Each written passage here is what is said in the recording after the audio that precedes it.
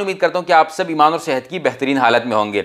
बदकिस्मती से पाकिस्तान की सियासत इतनी गंदी हो चुकी है कि मेरी कोशिश होती है कि मैं सियासत पर कम ही बात करूं, लेकिन रिसेंटली डेरा इस्माइल खान में इलेक्शंस हुए। एक तरफ मोहम्मद कफील अहमद JUI के, दूसरी तरफ अली अमीन गंडापुर के भाई उमर अमीन गंडापुर PTI की तरफ से खड़े हुए, और रिजल्ट ये निकला कि उमर अमीन गंडापुर ने JUI के मुकाबले में 20,000 से ज़ायद वोट लेकर क्लीन स्वीप कर दिया। और यह भी कहा जा रहा है कि मौलाना फजल रहमान साहब को उन्हीं के होम टाउन में हरा दिया गया।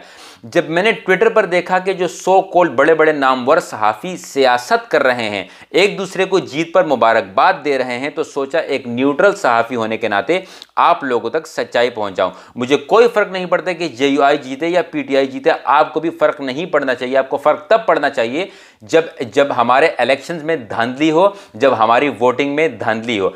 अब सबसे पहली बात, डेरा इस्माइल खान में ये इलेक्शन दिसंबर में होने थे, लेकिन मुलतवी करके कहा गया कि फरवरी में करवाए जाएंगे।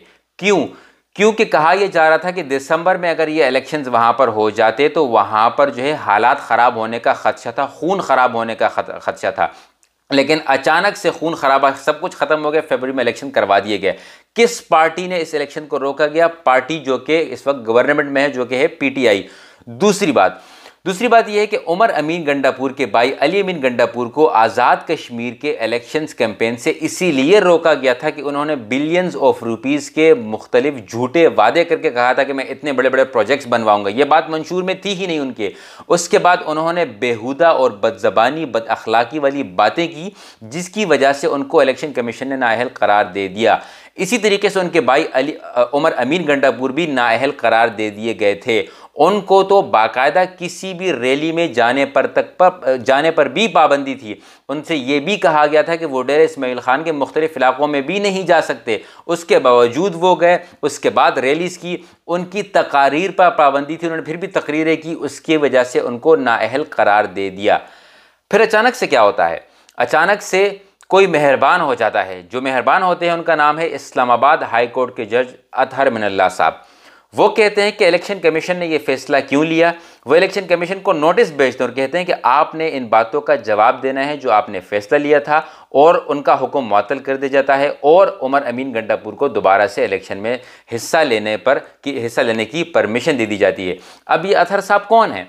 अतहर साहब वही जज हैं जिन्होंने इमरान खान की नाअहली के केस से जो है वो पीछे हो गए थे और कहा था कि मैं इस केस में कोई हिस्सा नहीं लेना चाहूँगा। अब ये बहुत सारी चीज़ें आप लोगों के सामने क्लियर हो गई जो कोई बताना नहीं चाह रहा। अगर यही काम JUI ने किया होता तो मैं यही अल्फाज मेरे होते, लेकिन बदकिस्मती से हमारे जो सहाफ़ी हैं वो सियासत में इतने मशगूल हो चुके हैं। कोई PTI का हो चुका है, कोई JUI का हो चुका है, कोई MKM का हो चुका है, कोई पीपल्स पार्टी का हो चुका है। बहुत सारे जो हमारे बड़े बड़े नामवर सहाफ़ी हैं, उनके ट्विटर पर अकाउंट के, उनके शो से ऐसा लगता है कि ये तो PTI के कारकुन बैठे हुए हैं।